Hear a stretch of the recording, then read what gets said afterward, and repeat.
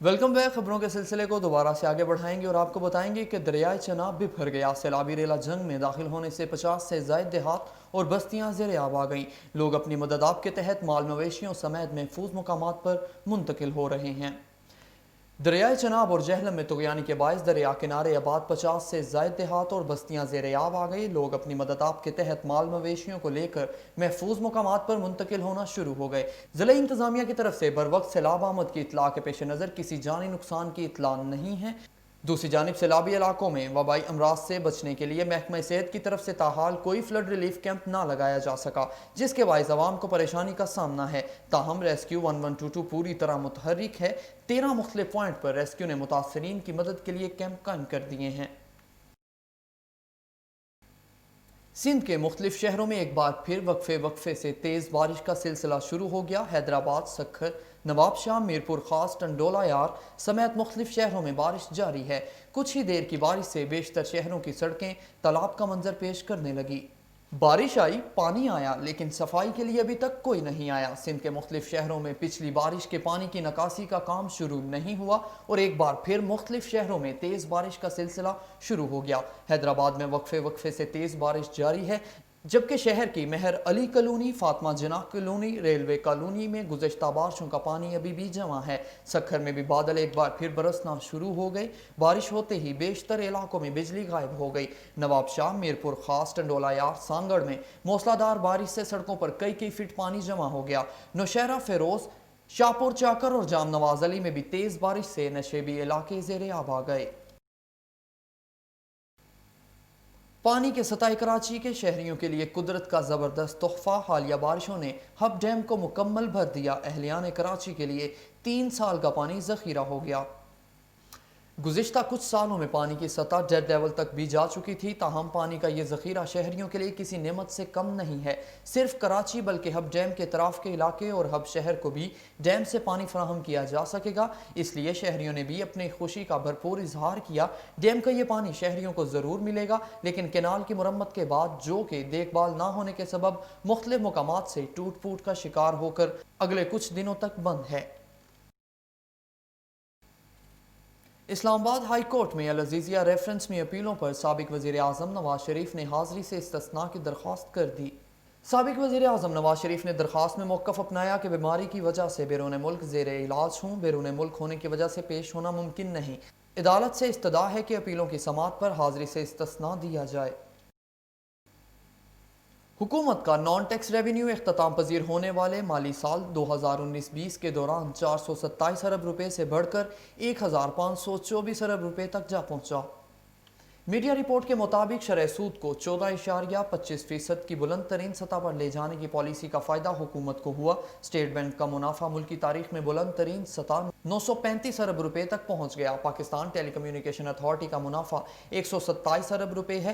بقول حکومت خسارے میں چلنے والے پبلک سیکٹر انٹرپرائزز کا منافع ملکی تاریخ میں پہلی بار 105 ارب روپے تک جا پہنچا۔ وفاقی وزارت خزانہ کے اکنامک اپ ڈیٹ رپورٹ کے مطابق حکومت نے 100 ارب روپے کی ایگریکلچر ریلیف پیکج کے تحت 15.7 ارب روپے کی رقم کھادوں پر سبسڈی کے طور پر جاری کی۔ کاشتکاروں کو ٹریکٹروں پر 1 ارب 50 کروڑ کی سبسڈی دی گئی۔ اسی طرح 12.5 ایکڑ رقبہ رکھنے والے کاشتکاروں کو بلا سود سستے زرعی قرضوں کے اجراء کے لیے 6.8 ارب روپے کی سبسڈی جاری کی گئی۔ ملک میں تعمیراتی سرگرمیاں بڑھنے سے سیمنٹ کی پیداوار اور سپلائی میں 37.8% اضافہ ہوا، جو 35,12,000 میٹرک ٹن سے بڑھ کر 48,38,000 میٹرک ٹن تک پہنچ گئی۔ سپریم کورٹ نے کرپشن کے 2 سرکاری افسران کو جبری ریٹائرڈ کرنے کا حکم کو کالعدم قرار دے دیا۔ عدالت نے دونوں سرکاری افسران کی نوکری سے برطرفی کا فیصلہ بحال کر دیا۔ دوران سماعت چیف جسٹس نے ریمارکس دیے کہ میڈیسن اور میڈیکل آلات کی خریداری میں خرد برد کی گئی۔ ڈاکٹر مثل خان نے 1 کروڑ 80 لاکھ کی خرد برد کی۔ محکمہ صحت نے دونوں کو نوکری سے برطرف اور کرپشن کی رقم ریکور کرنے کا حکم دیا تھا۔ راول ڈیم میں پانی کی سطح بلند ہونے پر سپیل ویز کھول دیے گئے۔ راول ڈیم انتظامیہ کے مطابق پانی کا لیول 17,051.90 فٹ بلند ہونے پر سپیلویز کھولے گئے جو کچھ گھنٹے کھلے رہیں گے۔ ڈیم انتظامیہ کا کہنا ہے کہ پانی کے اخراج سے قبل سائرن بجائے گئے جس کا مقصد قریبی آبادیوں کو الرٹ کرنا تھا۔ انتظامیہ کے مطابق راول ڈیم کے سپیلویز تیز بارش اور مزید پیش گوئی کے بعد کھولے۔ ڈیم میں پانی ذخیرہ کرنے کی گنجائش 17,052 فٹ ہے جو مکمل ہو چکی ہے۔ بارش کے باعث گندے تالابوں اور پارکوں میں ڈینگی کی افزائش کا خطرہ بڑھ گیا۔ ہیلتھ اتھارٹیز نے گندے تالابوں میں گوشت خور مچھلیاں چھوڑنے کا منصوبہ بناتے ہوئے پارکوں، سیرامکس مارکیٹوں کی جانچ پڑتال کے لیے خصوصی ٹیموں کو سروے کرنے کی ہدایت کر دی۔ گجرانوالہ میں 61 سے زائد مقامات سے ڈینگی لاروا برآمد ہوئے تھے جبکہ 3,000 سے زائد مقامات جن میں پارکس، قبرستان، سیرامکس مارکیٹیں، سرکاری دفاتر، ٹائر شاپس اور ہوٹل وغیرہ شامل ہیں، ڈینگی کی افزائش کا خطرہ تھا اور ان مقامات کو حساس قرار دیا گیا تھا جس کے لیے 1,000 سے زائد ٹیموں کو 24 گھنٹے بعد سروے کا حکم دیا گیا تھا، مگر مونسون بارشوں کے باعث تالابوں اور پارکوں میں ڈینگی کی افزائش کے خطرات بڑھ چکے ہیں جس پر محکمہ صحت نے درجنوں تالابوں میں ڈینگی مچھروں کی تلفی کے لیے گوشت خور مچھلیاں چھوڑنے کا فیصلہ کیا ہے اور پارکوں اور قبرستانوں کے سروے کے لیے ٹیمیں بھی تشکیل دی ہیں۔ کراچی میں حالیہ بارشوں سے انفراسٹرکچر تباہ ہو گیا۔ Governor House Rangers headquarters کے قریب سڑک دھنس گئی، ٹریلر پھنس گیا۔ کراچی میں موجودہ بارشوں نے وسیع پیمانے پر تباہی مچا دی۔ بارشوں نے شہر کا نقشہ بدل کر رکھ دیا۔ Governor House Rangers headquarters کے قریب سڑک دھنس گئی۔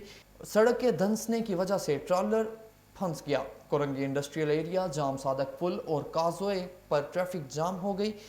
کے پی ٹی انٹرچینج اور قیوم آباد میں بھی گاڑیوں کی لمبی قطاریں لگ گئیں۔ محکمہ موسمیات نے کراچی میں مونسون سیزن کے آج سے 7ویں سپیل کی بھی پیش گوئی کرتے ہوئے اربن فلڈ کا خدشہ ظاہر کیا ہے۔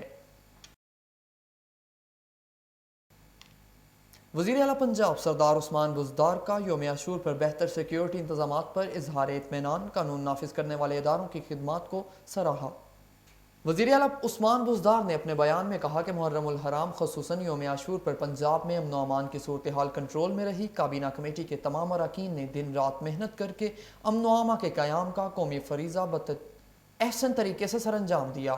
صوبائی اداروں اور محکموں کے ساتھ متعلقہ ایجنسیوں کی کوارڈینیشن بہترین رہی۔ عثمان بزدار کا کہنا تھا محکموں اور اداروں نے جس طرح ایک ٹیم ورک کے طور پر کام کیا وہ قابل تحسین ہے۔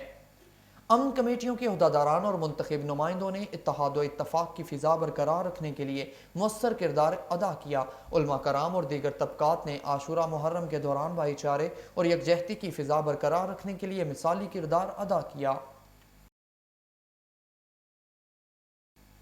وزیر اعظم نے 10 محرم الحرام کے موقع پر فرقہ واریت کی آگ بھڑکانے کی کوشش کرنے والے شرپسند عناصر کے خلاف سخت ایکشن لینے کا اعلان کر دیا۔ وزیر اعظم عمران خان نے سماجی رابطے کی ویب سائٹ پر ٹویٹ کرتے ہوئے کہا، عاشورہ کو پرامن طریقے سے منانے پر قوم کا شکریہ ادا کیا۔ انہوں نے کہا کہ ملک بھر میں عاشورہ کو پرامن طریقے سے منانے پر میں قوم کا شکریہ ادا کرنا چاہتا ہوں، تاہم بدقسمتی سے مجھے اطلاع ملی ہے کہ کچھ عناصر نے اس موقع پر فرقہ واریت کی آگ کو بھی بھڑکانے کی کوشش کی ہے۔ ایسے عناصر کے خلاف سخت کارروائی کروں گا۔ خبریں ابھی اور بھی ہیں مگر اس بریک کے بعد ہمارے ساتھ رہیے گا۔